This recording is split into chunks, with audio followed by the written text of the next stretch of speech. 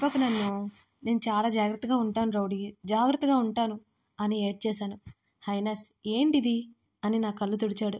ముందు నేను చెప్పేది విను, ఆ తర్వాత నీ ఇష్టం అన్నాడు నా కళ్ళు తుడుస్తూ రౌద్ర. ఏం చెబుతావు? నన్ను ఏదో ఒక రకంగా మాయ చేసి పంపిస్తావు అన్నాను అలాగే ఏడుస్తూ. హైనస్ ముందు ఏడవకు అని నన్ను దగ్గరికి తీసుకున్నాడు. నువ్వు పంపించను అని చెప్పు, అప్పుడే ఏడుపు ఆపుతాను అన్నాను నేను సీరియస్గా.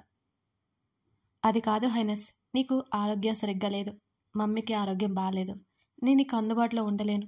నువ్వేమో నీ హెల్త్ సరిగ్గా చూసుకో, ముత్తే నీకు హెల్ప్ చేస్తుంది, కానీ అదే ఆంటీతో అనుకో నేను బాగా చూసుకుంటారు. ఆంటీకి అన్నీ తెలుసు కదా, అర్థం చేసుకో ప్లీజ్ బేబీ. బేబీకి ఏమైనా అయితే ఐ కాంట్ అన్నాడు రౌద్ర. తను చెప్పింది నిజమే అనిపించింది. ఇక నేనేం మాట్లాడలేదు. నీకు క్యూర్ అయిపోయిన వెంటనే తీసుకొచ్చేస్తాను అన్నాడు నా గడ్డం పట్టుకుని బ్రతిమాలతో. అన్నాను నేను. మరి రెడీ అవ్వు సరేనా? సరే. తర్వాత రెడీ అయ్యి వచ్చేసాను నేను. నన్ను దగ్గరికి తీసుకున్నాడు రౌద్ర. నేను తల ఎత్తలేదు అసలు. ఇంకా నాకు వెళ్ళాలని అసలు అనిపించడం లేదు. మళ్ళీ ఇప్పుడు పెళ్ళై 4 నెలలైంది.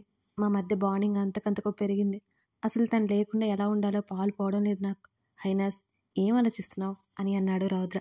వెళ్ళాలి అంటే నా షరతు. ఏంటది? డౌట్గా చూశాడు నా వైపు. ప్రతిరోజు నైట్ నువ్వు అక్కడికి రావాలి. అక్కడి నుండి ఆఫీస్కి వెళ్ళొచ్చు. నువ్వు పక్కన లేకుంటే నాకు నిద్ర పట్టదు ప్లీజ్ అన్నాను బ్రతిమాలతో. దీనంగా ముఖం పెట్టుకున్నాను. మరి అమ్మ ఒక్కటే అవుతుంది కదా అన్నాడు రౌద్ర. ఇంకా నేను మాట్లాడలేకపోయాను. అవును, ఆంటీ ఒక్కరే ఉంటారు. అక్కడైతే నాతో పాటు అందరూ ఉంటారు. ఆంటీ ఇప్పుడిప్పుడు నడవగలుగుతోంది. ముత్యం నైట్కి ఇంటికి వెళ్ళిపోతుంది. ఇప్పుడు ఎలా? సరే వెళ్తాను అన్నాను. హైనాస్ నువ్వు ఏడుస్తూ ఉంటే అస్సలు బాగోలేదు. నవ్వుతూ అల్లరి చేస్తేనే